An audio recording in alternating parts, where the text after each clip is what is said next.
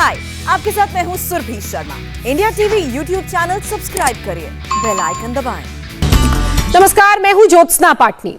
धर्म परिवर्तन केस में इस वक्त की एक बड़ी खबर आपको बता दें। इस रैकेट के मास्टरमाइंड उमर गौतम की गिरफ्तारी के बाद रोज रोज नए खुलासे हो रहे हैं।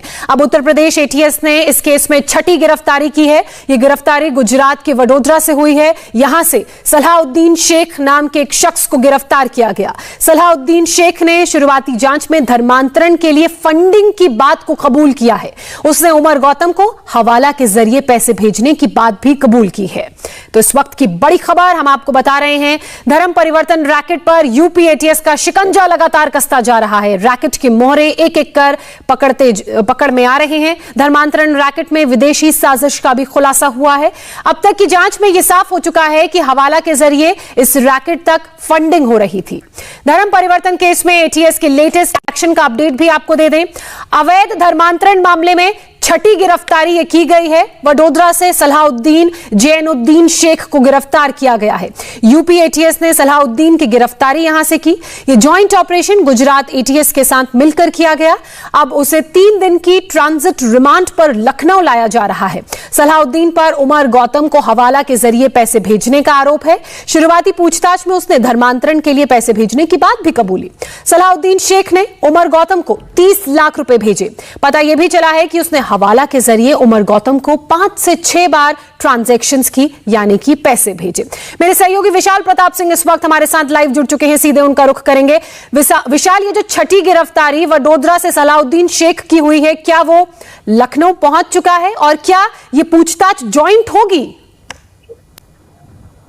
देखिए, बहुत महत्वपूर्ण है। इस समय सलाहुद्दीन शेख की गिरफ्तारी हुई है।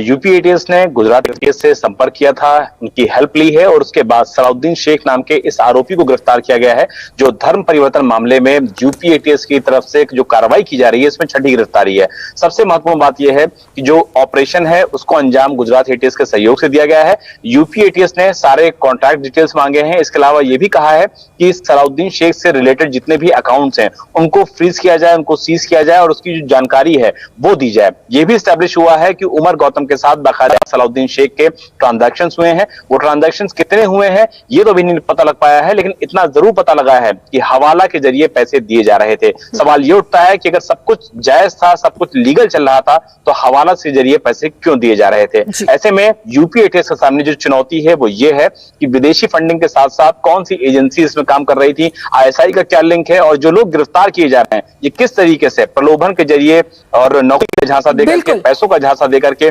शादी का झांसा देकर के जो काम कर रहे थे, उसके बिल्कुल जो अहम गिरफ्तारी हुई है सलाहुद्दीन की, अब लखनऊ पहुंचने के बाद जब उससे पूछताछ होगी तो इन सभी सवालों के जवाब मिलेंगे। और उम्मीद यह भी जताई जा रही है कि शायद सामने उमर गौतम के आमने सामने बैठाकर सलाहुद्दीन से पूछताछ हो सकती है। बहरहाल बहुत शुक्रिया विशाल आपका तमाम जानकारी के लिए। धर्मांतरण रैकेट का हवाला कनेक्शन भी अब सामने आ चुका है। अब सलाहुद्दीन शेख की गिरफ्तारी से कुछ नई बातों का भी पता चला है। सलाहुद्दीन वडोदरा में ट्रस्ट चलाता है। वो इंग्लैंड के अल फलाह ट्रस्ट से भी जुड़ा है। सलाहुद्दीन अल फलाह ट्रस्ट से एफसीआरए के जरिए फंड हासिल करता था और फिर ये फंड वो मेडिकल और महिला कल्याण के नाम पर हासिल करता था, लेकिन उस पैसे को वो उमर गौतम तक पहुंचाता था, जिसका इस्तेमाल धर्म परिवर्तन के काम में होता था। तो ये पूरा तरीका है किस तरीके से फंड आता था और वो यहां उमर गौतम तक पहुंचाया जाता था।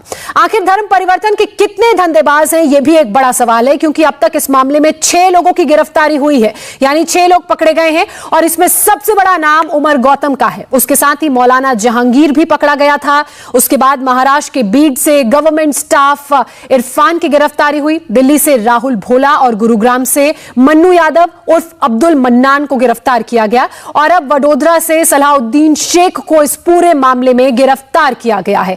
तो अब तक 6 अहम गिरफ्तारियां इस पूरे मामले में हो चुकी हैं। तो उधर उमर गौतम के धर्मांतरण रैकेट के खुलासे के बाद कई पीड़ित और उनकी रोंगटे खड़े कर देने वाली कहानियां हमारे सामने आ चुकी हैं। आप नोएडा के 17 साल के लड़के दर्श सक्सेना की कहानी सुनेंगे तो हैरान रह जाएंगे। कैसे एक मासूम लड़का धर्म परिवर्तन रैकेट का शिकार हो गया, कैसे उसे दर्श से रेहान अंसारी बना दिया गया। साजिश के तहत धर्म बदलने की यह कहानी आपको दर्श की मां की जुबानी हम सुनाते हैं। इस मां की बात सुनेंगे तो आपका कलेजा फट पड़ेगा। मैम, साल 2018 से बात करते हैं। क्या हुआ था उस वक्त, ऐसा क्या हुआ, ऐसा क्या परिस्थितियां बनी कि दर्श घर छोड़कर चला गया? मैम पता ही नहीं चला कि कब ऐसा कुछ हो गया, क्योंकि हमने कभी ऐसा सोचा ही नहीं था, इतना कोई सोचता ही नहीं। अगर कोई सोचे तो शायद इस तरह की इंसिडेंट हो ही नहीं। जब वो चला गया उसके बाद में हम लोगों ने जब उसको ढूंढा सब जगह, और उसका जो दिल्ली में जिस ऑफिस में वो कास्ट 24 के ऑफिस में जहाँ ट्रेनिंग के लिए जाता था, वहाँ पे हमको पता चला कि वो तो नमाज भी पढ़ता था और जो मुस्लिम लोग टोपी लगाते हैं वो भी लगाता था। ये हमारे लिए बहुत ही ज़्यादा शॉकिंग न्यूज़ थी कि ऐसा कैसे हो सकता है, क्योंकि हम लोग हिंदू हैं और हमारे घर में पूजा पाठ जैसे कि सब जगह पे सब हिंदुओं में होता था। घर आकर के फिर हमने उसका सोशल मीडिया अकाउंट जब चेक किया तब वो हमने देखा कि एक लेडी के इन्फ्लुएंस में था वो, जो कि उसको पूरा समझाती थी कि नमाज के ये टाइम होते हैं, नमाज ऐसे पढ़नी है, और तुमने इस मतलब जो भी तरीका होता है उस तरीके से उसको सारा समझाती थी। और वो जो उससे पूछता था उसने उसमें ये भी पूछा हुआ है कि अगर मैं बिना मुस्लिम हुए इस्लाम के बारे में जानता हूँ तो क्या ये गलत है? तो वो उसको कहती है कि नहीं, तुमने कलमा पढ़ लिया है, अब तुम मुस्लिम हो गए हो। अब वो एक ऐसा बच्चा, नासमझ बच्चा, जो कि उसको लगा कि वो तो मुसलमान हो गया। के हाथ में अगर आप देखेंगे तो ये वो पूरा सोशल मीडिया पर यानी फेसबुक मैसेंजर पर ये चैट किया हुआ पूरा चैट डिटेल है, जो कि जनवरी महीने में ये किया गया है 2018 में, जिसमें बाकायदा मुस्लिम धर्म की वो सभी चीज़ें समझाई गई हैं, जिसको लेकर दर्श को इन्फ्लुएंस भी किया गया है। लंबी चैट है और यहाँ पर अगर आप देखेंगे तो नूरिया नाम की जो लड़की है उससे चैट हो रहा था। आप जानती हैं नूरिया कौन है? जी जानते हैं हम लोग। जी। कौन है ये एक इसके फादर और उसके फादर दोनों सेम प्रोफेशन में हैं, तो बातचीत होती थी और घर में जैसे हो जाता ही, आना जाना हो ही जाता है, बच्चे आपस में बातचीत करते ही हैं। तो हमने कभी ये नहीं सोचा था कि इतनी बड़ी बात हो जाएगी, क्योंकि ये जो लेडी है ये मैरिड है, इसके 2 बच्चे भी हैं। तो आप व्यक्तिगत तौर पर इन्हें जानती हैं? जी जानते हैं, लेकिन हमने कभी ये नहीं सोचा था कि इन लोग के मन में क्या प्लानिंग चल रही है और ये हमारे बच्चे को किस तरीके से इमोशनली, मेंटली किस तरह से उसको ट्रैप कर रहे हैं। ये तो दीदी करके उससे बात कर रहा है। तो ये दर्द भरी कहानी आपने एक मां की सुनी। इस तरह के दर्द से गुजर रही ये अकेली मां नहीं है। देश में धर्मांतरण का रैकेट बड़े पैमाने पर चल रहा है। ये रैकेट ऐसे लोगों को अपना शिकार बनाता है जो गरीब हो, परेशान हो, मूक बधिर हो।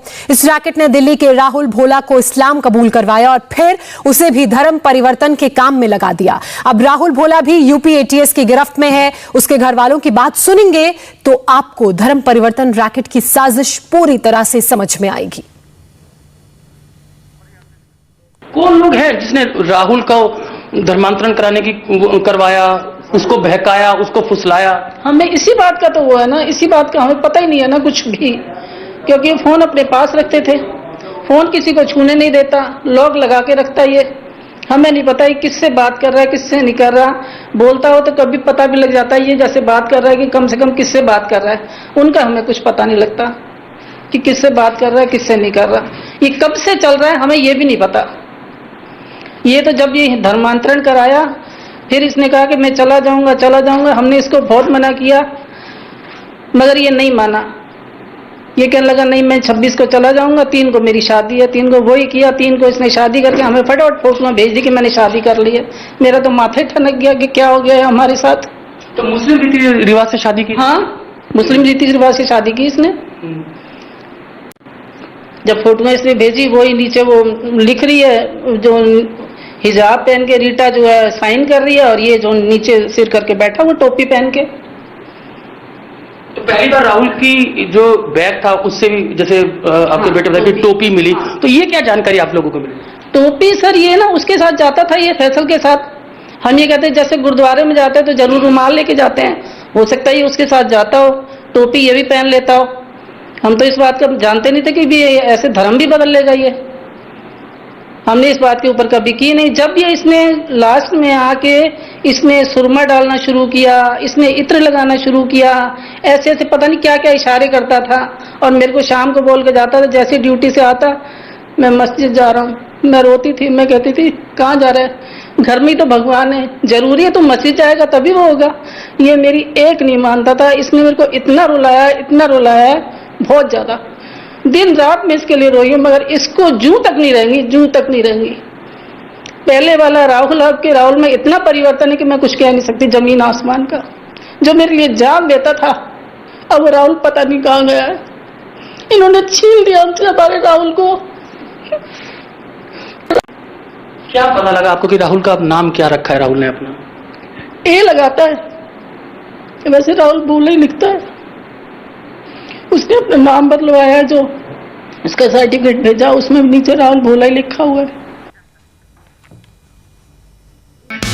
हाय, आई एम सुरभि शर्मा। खबरों से अपडेट रहने के लिए India TV YouTube channel subscribe करिए, साथ में बेल आइकन जरूर दबाएं। जुड़े रहें इंडिया टीवी के साथ।